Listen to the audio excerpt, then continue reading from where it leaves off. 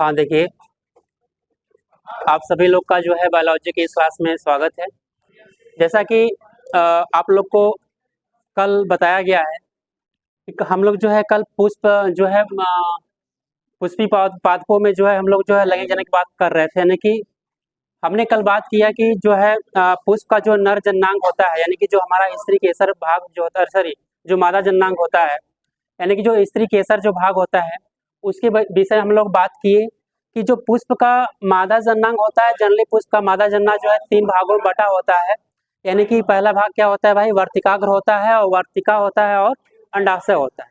हमारा जो वर्तिकाग्र होता है, इस वर्तिकाग्र पर जो है जब हमारा नर युग्मक यानी कि परागकण है ना, परागकण किसी इंसेक्ट के माध्यम से या फिर हवा के माध्यम, वायु के माध्यम से या फिर जल के माध्यम से, जब परागकण जो है इन माध्यमों से होते हुए जाता है, वर्तिकाग्र पर जाता है, तो वहाँ परागण की क्रिया क्या होती है, संपन्न होती है। उसके पश्चात जो ये जो है हमारा जो मेल गैमेट होता है, ये मेल गैमेट जो है वर्तिका के माध्यम से, यानी कि जो हमारा वर्तिका होता है, यह पुष्प का जो हमारा जो मेल गैमेट होता है, इस मेल गैमेट को अंदर यानी कि जो है हमारा जो बीजांड होता है, इस बीजांड के अंदर जाने का क्या करता है, मार्ग प्रदान करता है ना।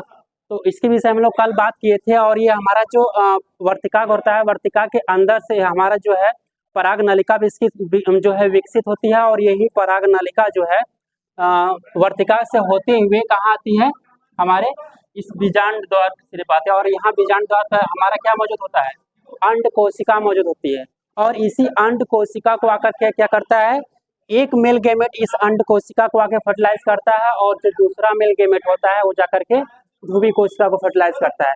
इस प्रकार से इसमें जो है जो हमारा मेल गैमेट यानी कि मेल गैमेट का जो पार्ट अंड कोशिका को फर्टिलाइज करता है, उससे क्या निर्माण होता है, भ्रूण का निर्माण होता है ना, कि बीजांड का निर्माण, जो हमारा जो बीज होता है उसका निर्माण होता है।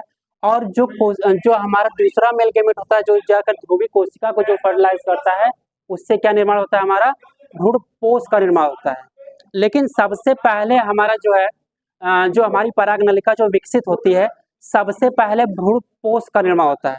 क्योंकि आपको बताया गया है, क्योंकि जब पेट में जब बच्चा होता है तो उसको अपना विकास करने के लिए क्या होता है, जरूरत पड़ती है पोषण की, यानी कि न्यूट्रिशन की जरूरत पड़ती है। तो न्यूट्रिशन के लिए जो है, यानी कि पोषण के लिए, यही हमारा जो ध्रुवी कोशिका में जो फर्टिलाइजेशन होता है, जो भ्रूणपोष का निर्माण होता है, यही भ्रूणपोष जो होता है, वो भ्रूणपोष क्या करता है, पोषण प्रदान करता है किसको, एम्ब्रियो को। और यही एम्ब्रियो धीरे धीरे डेवलप होकर के विकसित होकर किसका निर्माण करती है, बीज का निर्माण करती है। इतनी बात समझ में आई। तो कल जो है हमने इसके विषय में बात किया था। हाँ, नोट मत करिए, समझिए पहले बात को, छापने के लिए तो छाप लोगे है ना, पहले चीजों को अच्छे से समझिए। और कोई भी जो है वीडियो पे केयर नहीं करेगा, नहीं कि हम जाके मोबाइल पे देखें, स्क्रीन पे देखें, बातों को अच्छे से समझिए, सुनिए। अगर नहीं आ रहा है तो आपको डाउट पूछने के लिए टाइम दिया जाएगा, है ना। तो हमने कल जो है बीजांड का स्ट्रक्चर हम लोग पढ़ रहे थे, यानी कि बीजांड की संरचना के विषय में बात करें तो कल बीजांड की संरचना में कुछ लोग को कुछ डाउट हो गया था, है ना। बीजांड की संरचना, है ना। तो बीजांड की संरचना जो है, इसके अंदर हमारा जो बीजांड होता है, बीजांड से किसका निर्माण होता है भाई, बीज का निर्माण होता है ना। तो हमारा जो बीजांड है कुछ इस प्रकार से जो है होता है, मतलब बीजांड की जो टाइप है वो कुछ कई टाइप का बीजांड होता है। लेकिन हम लोग जनरली अगर इसका अध्ययन कर रहे हैं तो आप यहाँ देख रहे हैं कि यह हमारा जो बीजांड है, यह इसका जो आवरण है, जब हम लोग परागकण के स्ट्रक्चर के विषय में बात किए थे तो उसमें हमने देखे कि हमारा जो परागकण होता है वह 2 आवरणों से क्या होता है, घिरा होता है। पहला आवरण जो होता है, मतलब जो बाह्य आवरण होता है, उसे हम लोग क्या कहते हैं, बाह्य शुल्क कहते हैं। और जो उसके अंदर का जो दूसरा लेयर होता है उसे हम लोग क्या कहते हैं, अंतःशुल्क कहते हैं। हमारा जो बाह्य आवरण होता है जो है किसका, परागकण का, वह किसका बना था, स्पोरोपोलिन का बना होता है।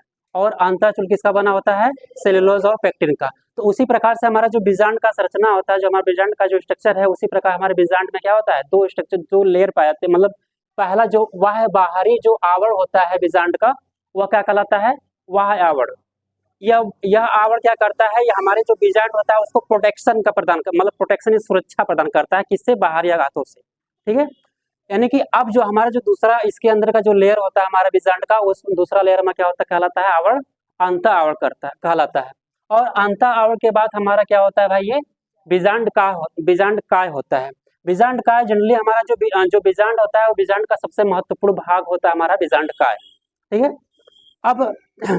अब इसी जो है इसमें कुछ जो हमारा इसका जो हिस्सा देख रहे हैं, ऊपर वाला जो भाग देख रहे हैं, यह जो हिस्सा होता है हमारा बीजांड द्वार होता है। और इस संरचना को अगर आप देखेंगे, अगर इसको एनालाइज करेंगे, तो हमारा जो बीजांड द्वार होता है, यह हमारा बीजांड द्वारी सिरा होता है। ये कौन सिरा भाई हमारा है, बीजांड द्वारी सिरा है। अब बीजांड द्वारी सिरा जहां अनुपस्थित होता है ना, बीजांड द्वारी सिरा जहां अनुपस्थित होता है, वही हमारा क्या होता है, बीजांड द्वार होता है। देख रहे हैं यहाँ हमारा जो बीजांड द्वारी सिरा है, यह बीजांड द्वारी सिरा हमारा क्या है, यहाँ पर अनुपस्थित है। भाई क्यों अनुपस्थित होता है, क्योंकि अगर हमारा ये पूरा आवरण जो है अगर बीजांड द्वारी सिरा से घिरा रहेगा, है ना, तो आप लोग जानते हैं अगर हमें, अगर मान लीजिएगा अगर हमें इस कैप को यहाँ इसमें जो है इंसर्ट करना है, तो इसके लिए यहाँ पूरा जो है स्ट्रक्चर बना होना चाहिए पहले से, तभी सही ढंग से इसमें क्या होगा, फिट कर पाएगा।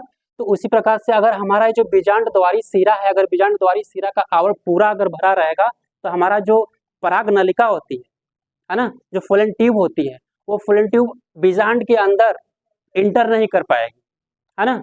तो बीजांड जो हमारा जो फूलन ट्यूब होता है, जो पराग नलिका होती है, उस पराग नलिका को अंदर इंसर्ट करने के लिए, अंदर जाने के लिए यही रास्ता प्रदान करता है, कौन, बीजांड द्वार करता है। ठीक है, अब इसके बाद वाला जो आप देख रहे हैं हिस्सा, ये जो है हमारा ये अपरा होता है। ये अपरा हमारा जो प्लेजेंटा होता है, प्लेजेंटा मतलब आपको बताया था कि प्लेजेंटा जनरली जो होता है जिससे माता के पेट के अंदर जो बच्चे होते हैं, वो माता के थ्रू किससे जुड़े होते हैं, प्लेजेंटा के थ्रू जुड़े होते हैं ना, और इन्हीं के माध्यम से जो है बच्चे को जो है पोषण का रास्ता प्रदान किया जाता है। ठीक है, यानी कि अब यह हमारा जो अपरा है, अपरा के बाद ये स्ट्रक्चर देख रहे हैं फानिकल होता है। फानिकल जनरली क्या होता है कि आप देख रहे हैं प्लेजेंटा को ओव्यूल से क्या करता है, अटैच करता है।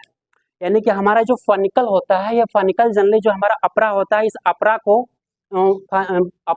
किससे, ओव्यूल से क्या करता है, जोड़ता है, कौन, फनिकल। इतनी बात समझ में आई सबको।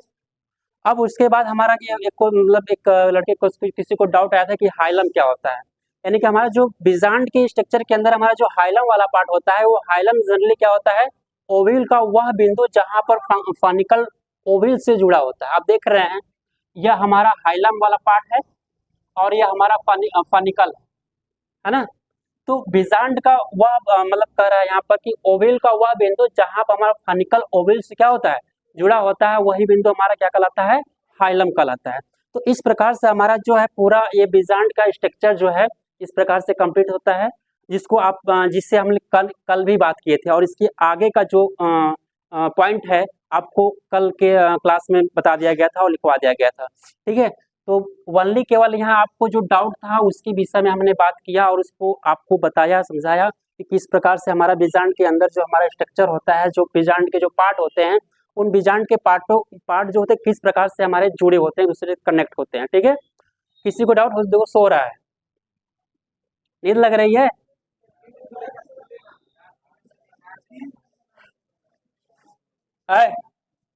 अब आगे जो पार्ट हमारा जो है बीजांड, यानी या बीजांड को हम लोग क्या कहते हैं, गुरु बीजाणु धानी कहते हैं। ठीक है, अब क्या होता है कि बीजांड एक छोटी संरचना है जो एक वृत्त या डंठल, जिसे हम लोग क्या कहते हैं, बीजांड वृत्त कहते हैं। यह हमारा क्या भाई है, बीजांड वृत्त होते हैं। ठीक है, यह हमारा क्या होता है, एक मतलब कह रहा है कि छोटी संरचना है जो एक वृत्त या डंठल, जिसे हम लोग क्या कहते हैं, बीजांड वृत्त कहते हैं, द्वारा अपरा से क्या होता है, जुड़ा होता है। अब ये देख रहे हैं हमारा क्या है, अपरा वाला भाग है ना। यही अपरा वाला भाग हमारा जो भ्रूण होता है ना, यह हमारा जो भ्रूण होता है, यह भ्रूण को क्या करता है, पोषण प्रदान करता है। ठीक है, यहाँ से हमारा पोषण मतलब इसको न्यूट्रिशन मिलता है इसके माध्यम से। अब कह रहा है बीजांड वृत्त कहते हैं द्वारा अपरा से जुड़ी होती है। यह बीजांड निषेचन के पश्चात बीज में क्या होता है, परिवर्तित हो जाता है। ठीक है। तो आपको एक क्वेश्चन आता है जो आपका जो मल्टीपल चॉइस जो क्वेश्चन होता है उसमें आता है कि अंडाशय से किस चीज का निर्माण होता है। अंडाशय से फल का निर्माण होता है। और हमारा जो बीजांड होता है, जनरली जो बीज होते हैं वो बीज का किस भाग से निर्माण होता है, बीजांड से। यानी कि अंडाशय से फल का निर्माण हुआ और बीजांड से बीज का निर्माण हुआ। इतनी बात समझ में आई सबको। तो उसी को यहाँ दर्शाया गया है कि यह बीजांड निषेचन के पश्चात क्या करता है, बीज में परिवर्तित हो जाता है। इतनी बात समझ में आई सबको, ठीक है, कि फल का निर्माण किस भाग से होता है और बीज का निर्माण किस भाग से होता है। ठीक है। अब उसके बाद है जो हमारा स्ट्रक्चर है, इसी बीजांड के अंदर आप लोग देखे होंगे जो हमारा बीजांड काय होता है। जनरली अगर हम एंटीपोडल्स को ले, यानी कि जो उसको क्या कहते हैं, अंति नहीं जी, प्रतिव्यसांत, है ना। यानी कि एंटीपोडल्स जो होता है हमारा, देखेंगे तो कोई मतलब हमारा जो हमारा एंटीपोडल्स होता है, इसमें देखेंगे कि आप इसमें जो है जनरली 7 कोशिकाएं होती है। ठीक है। हमारा जो बीजांड द्वार होता है, इस बीजांड द्वार के ठीक विपरीत वाले हिस्से पर, ठीक अपोजिट वाले हिस्से पर हमारा निभागी सिरा होता है, यानी कि जिसे हम लोग चलेजा कहते हैं। ठीक है। चलेजा जो होता है, चलेजा क्या होता है, जनरली हमारा जो बीजांड द्वार होता है, बीजांड द्वार के ठीक विपरीत वाला सिरा क्या होता है, हमारा निभागी सिरा होता है। तो आप देखेंगे कि जो हमारा जो है ये वाला सिरा है, यानी कि जो हमारा बीजांड द्वार वाला सिरा है, ये वाला हमारा निभागी सिरा है ना। तो जनरली हमारा जो यहाँ बीजांड द्वार वाले सिरे पर हमारे 3 कोशिकाएं होती है। ठीक है, जिनमें 3 केंद्रक होते हैं। ठीक है, 3 कोशिका 3 केंद्रक। ठीक है। और इसके अपोजिट वाले सिरे पे, यानी कि हमारा जो निभागी सिरा होता है, उस पर क्या होती है, 3 कोशिकाएं होती हैं। कुल कितने केंद्रक हो गए, 6 केंद्रक हो गए। और दूसरी कोशिका जो होती है, ये हमारी बीच में जो है, जिसको हम लोग क्या कहते हैं, पोलर सेल कहते हैं। ठीक है। पोलर सेल जो होता है उसको क्या कहते हैं, हम लोग ध्रुवी कोशिका कहते हैं। अब इसमें जो है दो केंद्रक। ठीक है। कुल कितने केंद्रक हो गए, 7 कोशिका और 8 केंद्रकों से मिलकर क्या बना हमारा होता है, बीजांड का। ठीक है। इसके अंदर का स्ट्रक्चर यानी कि एंटीपोडल्स जो होता है उसके अंदर हमारा ये संरचना होता है। ठीक है, 7 कोशिका और 8 केंद्रक। बात समझ में आई। अब ये वाली जो 2 कोशिकाएं होती है, यानी कि जो हमारा बीजांड द्वारी जो सिरा होता है, किसी कोई दिक्कत हो रहा है क्या, कोई दिक्कत नहीं। हाँ, तो अब हमारा जो बीजांड द्वारी सिरा होता है, यहाँ पर जो 3 कोशिकाएं होती है, जनरली इसमें से जो 2 कोशिका, जो किनारे वाली कोशिका आप देख रहे हैं ना, ये दोनों कोशिकाओं को हम लोग क्या कहते हैं, सहायक कोशिका कहते हैं। ठीक है, सहायक कोशिका होती है ये। और इसके जो बीच वाली कोशिका होती है, ये अंड कोशिका होती है। अंड कोशिका होती है जनरली इसी अंड कोशिका को हमारा जो होता है, जो पोलन ट्यूब, जो हमारा पराग नलिका डेवलप होती है, इसी अंड कोशिका में पहले आती है ना। यानी कि जो हमारा मेल गैमेट पराग नलिका में क्या होता है भाई, हमारा पराग माने मेल गैमेट होता है। पराग नलिका में क्या होते हैं, मेल गैमेट होते हैं। 2 मेल गैमेट होते हैं। ठीक है, एक मेल गैमेट अंड कोशिका को फर्टिलाइज करेगा और दूसरा मेल गैमेट किसको फर्टिलाइज करेगा, ध्रुवी कोशिका को। जो ध्रुवी कोशिका को फर्टिलाइज करेगा उससे क्या बनेगा, भ्रूण कोश का निर्माण होगा। और जो अंड कोशिका को फर्टिलाइज करेगा उससे क्या निर्माण होगा, एम्ब्रियो बनेगा, यानी भ्रूण कोश का निर्माण होगा। ठीक है, तो पहले हमारा भ्रूण कोश बनेगा। ये बात सबको अच्छे से क्लियर हो गई है ना। अब जो है हमारा ये है बीजांड काय जो है, आप लोग जल्दी बार इसका स्ट्रक्चर देखेंगे तो बीजांड काय में जो है कई ग्रुप ऑफ सेल होते हैं, यानी कि कई कोशिकाओं से हमारी मतलब कोशिकाओं का यहाँ समूह होता है बीजांड काय में। और क्या होता है, बीजांड काय में जो कोशिकाओं का समूह होता है ना, बीजांड काय में जो कोशिकाओं का समूह होता है उसमें एक कोशिका, इससे आप लोग अगर बीजांड काय के स्ट्रक्चर को अगर देख पा रहे हैं सही ढंग से, तो बीजांड काय के स्ट्रक्चर में देख रहे हैं कई ग्रुप ऑफ सेल हैं, है ना, कई कोशिकाएं हैं, है ना। तो अब जनरली क्या होता है कि इसमें से किसी एक कोशिका में क्या होता है, सेल डिवीजन होता है। ठीक है, कोशिका विभाजन द्वारा वृद्धि करेगी, जिसे हम क्या कहेंगे, गुरु बीजाणु कहते हैं। ठीक है, इसे क्या कहेंगे भाई, गुरु बीजाणु कहेंगे। फिर ये गुरु बीजाणु क्या करता है, डिवीजन करेगा, जिससे हमें भ्रूण कोश का क्या होगा, निर्माण होगा। यानी कि हमारा जो भूकोश का जो निर्माण हो रहा है, क्या आप लोग उस प्रक्रिया को समझ पा रहे हैं, है ना? तो अब क्या होता है, इसको अच्छे ढंग से एनालाइज करिए। सबसे पहले हमारा जो बीजांड काय होता है, बीजांड काय में जो कोशिकाएं होती हैं, कई कोशिकाएं होती है, उसमें मतलब उन कोशिकाओं का जो समूह होता है उसमें से किसी एक कोशिका, जिसमें से उन कोशिकाओं में क्या होता है, सेल डिवीजन होता है। सेल डिवीजन के पश्चात क्या निर्माण होता है, गुरु बीजाणु का निर्माण होता है। अब फिर ये गुरु बीजाणु क्या करेगा, अर्धसूत्री विभाजन करेगा, ठीक है, अर्धसूत्री विभाजन करेगा। अर्धसूत्री विभाजन करने के पश्चात क्या निर्माण होगा, हमारा भ्रूण कोश का निर्माण, यानी कि एम्ब्रियो का निर्माण होगा। इतनी बात क्लियर हुई सबको? अब आते हैं, अब यही जो गुरु बीजाणु होता है, अब इसी गुरु बीजाणु से क्या होगा, हमारा गुरु बीजाणु जनन की प्रक्रिया होगी। अब गुरु बीजाणु जनन में क्या होता है, अब देख रहे हैं कि हमारा, सबसे पहले इसको समझिए, हमारा जो मदर सेल होता है, गुरु बीजाणु में जो हमारे सेल होते हैं, ठीक है, गुरु बीजाणु जो हमारा सेल होता है वह हर एक मातृ कोशिका की तरह बिहेव करेगा, है ना? गुरु बीजाणु में जो हमारा कोशिकाएं होती है उसमें से हर एक कोशिका मदर सेल की तरह बिहेव करेगी, है ना? अब ये जो मदर सेल है, इन मदर सेल में क्या होगा, मियोसिस डिवीजन होगा, ठीक है। मियोसिस डिवीजन और माइटोसिस डिवीजन आप लोग को बताया गया है ना, यानी कि अर्धसूत्री विभाजन और समसूत्री विभाजन। मियोसिस मीन्स क्या होता है, अर्धसूत्री विभाजन, और माइटोसिस मीन्स समसूत्री विभाजन। तो अगेन आपको रिपीट करा दिया जा रहा है कि यानी कि जो समसूत्री विभाजन होता है, उस समसूत्री विभाजन में से एक मदर सेल से कितने डॉटर सेल बनते हैं,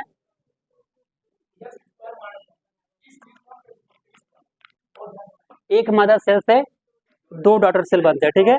और जो हमारा अर्धसूत्री विभाजन होता है, अर्धसूत्री विभाजन 2 चरणों में कंप्लीट होता है, और जब अर्धसूत्री विभाजन कंप्लीट होता है तो एक मदर सेल से 4 डॉटर सेल बनते हैं, ठीक है। इतनी बात सबको क्लियर हुआ। अब जो है ये हमारा जो मदर सेल है, मियोसिस मीन्स अर्धसूत्री विभाजन। अब इसमें जब अर्धसूत्री विभाजन होगा तो अर्धसूत्री विभाजन के पश्चात हमारा जो देख रहे हैं कि जो हमारा 4 डॉटर सेल बन रही है, 4 कोशिकाएं बन रही है ना, मियोसिस डिवीजन हो रहा है। तो 4 कोशिकाएं क्या हो रही हैं, 4 कोशिकाएं बने, जिसमें से हमारी जो 3 कोशिकाएं होती हैं, ये 3 कोशिकाएं क्या होती है, डीजेनरेट हो जाती है, यानी कि अपभ्रष्ट हो जाती है, नष्ट हो जाती है, ठीक है। यानी कि गुरु बीजाणु जनन की प्रक्रिया में, गुरु बीजाणु जनन की प्रक्रिया में जो एक मदर सेल से हमारा जो एक मदर सेल में हमारा जो मियोसिस डिवीजन होगा, वो मियोसिस डिवीजन के पश्चात जो हमारा 4 डॉटर सेल बनेंगी, 4 पुत्री कोशिकाएं बनेंगी। उन 4 कोशिकाओं में से हमारा 3 कोशिका क्या हो जाएंगे, डीजेनरेट हो जाएंगे, यानी कि अपभ्रष्ट हो जाएंगे, ठीक है। बची एक कोशिका, ठीक है। अब इसी कोशिका में क्या होगा, अब यहाँ देखिए फ्री न्यूक्लियर डिवीजन होगा, है ना। यहाँ क्वेश्चन बनता है आपका, यानी कि क्वेश्चन ये बनता है कि हमारा जो गुरु बीजाणु जनन होता है, गुरु बीजाणु जनन में जो हमारा जो मदर सेल होती है उसमें मियोसिस डिवीजन के पश्चात जो 3 कोशिकाएं अब डीजेनरेट हो जाती है। डीजेनरेट हो जाने के पश्चात जो एक कोशिका बचती है उसमें किस प्रकार का डिवीजन होता है, सेल डिवीजन होता है, न्यूक्लियर डिवीजन होता है ना। तो उसमें न्यूक्लियर डिवीजन होता है ना, केंद्रक का विभाजन होता है, ठीक है, फ्री स्वतंत्र केंद्रक विभाजन होता है, ठीक है। अब इसमें जब स्वतंत्र केंद्रक विभाजन होगा तो अब इसमें क्या होगा, जो है तीन बार जो है माइटोसिस डिवीजन होगा, है ना, 3 चरण में, ठीक है, 3 बार माइटोसिस डिवीजन होगी, समसूत्री विभाजन होगा। तो जैसा कि आप लोग को बताया गया है कि समसूत्री विभाजन में एक मदर सेल से कितने डॉटर सेल बनते हैं, 2 डॉटर सेल बनते हैं।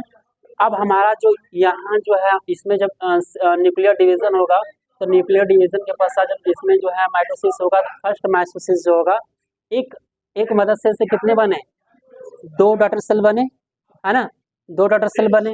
अब इन 2 डॉटर सेल में जो है सेकेंड जो है माइटोसिस होगा, ठीक है, सेकेंड माइटोसिस होगा, और सेकेंड जब माइटोसिस होगा तो कितने डॉटर सेल बनेंगे, 4 डॉटर सेल बनेंगे, है ना। अब जब लास्ट वाला हमारा जो माइटोसिस होगा इस 4 डॉटर सेल में। तो अब ये जा करके इस लास्ट वाले माइटोसिस डिवीजन में हमें कुल कितना बनेगा, 8 पुत्री कोशिकाएं बनेगी। बात समझ में आई? तो वही कह रहा है यहाँ पर कि गुरु बीजाणु मातृ कोशिकाएं द्वारा हमारा जो गुरु बीजाणु जनन होता है, गुरु बीजाणु जनन में क्या होता है कि गुरु बीजाणु मातृ कोशिकाएं द्वारा अर्धसूत्री विभाजन करके अगुणित बीजाणु बनाने की प्रक्रिया क्या कहते हैं, गुरु बीजाणु जनन कहते हैं। ठीक है, अब कह रहा है कि गुरु बीजाणु जनन में 4 गुरु बीजाणु बनते हैं। ठीक है, 4 गुरु बीजाणु बन रहे हैं, 4 गुरु बीजाणु बनते हैं। इन 4 गुरु बीजाणुओं में प्रायः एक गुरु बीजाणु की सक्रियता क्या होती है, बनी रहती है। ठीक है, अब यहाँ देख रहे हैं 4 गुरु बीजाणु जो बन रहे हैं उसमें से एक गुरु बीजाणु की जो सक्रियता क्या है, बनी रही, मतलब लास्ट तक बनी है यहाँ पर, मतलब उससे उसी में हमारा क्या होगा, माइटोसिस डिवीजन होगा। अब कह रहा है कि एक गुरु बीजाणु की सक्रियता बनी रहती है जो मादा युग्म कोशित कहलाता है, यानी कि मेल फीमेल गैमेटोफाइट कहलाता है। ठीक है, फीमेल गैमेटोफाइट यानी कि उसी को हम लोग क्या कहते हैं, भ्रूण कोष कहते हैं। ये दोनों एक ही चीज है। ठीक है, फीमेल गैमेटोफाइट यानी कि मादा युग्म कोशित, ठीक है, या फिर भ्रूण कोष बोले। ठीक है, यहाँ आपको स्ट्रक्चर दिखाए हम। ठीक है, यही जो है हमारा जो भ्रूण कोष होता है, यही भ्रूण कोष को हम लोग क्या कहते हैं, मादा एवं कह देंगे फीमेल गैमेटोफाइट। ठीक है, अब कह रहा है यहाँ पर जो मादा युग्म कोशित भ्रूण कोष की प्रथम कोशिका क्या होती है, प्रथम कोशिका होती है। शेष 3 गुरु बीजाणु की कोशिका क्या होती है, डीजनरेट हो जाती है, यानी क्या हो जाती है, अभ्रष्ट हो जाती है कि नष्ट हो जाती है। ठीक है, इस प्रकार से एक गुरु बीजाणु जो है भ्रूण कोष बनाने के विकास को क्या कहते हैं, हमें बीजांड कहते हैं। इस प्रकार से हमारे क्या है, बीजांड की शिक्षण पूर्ण होता है। ठीक है।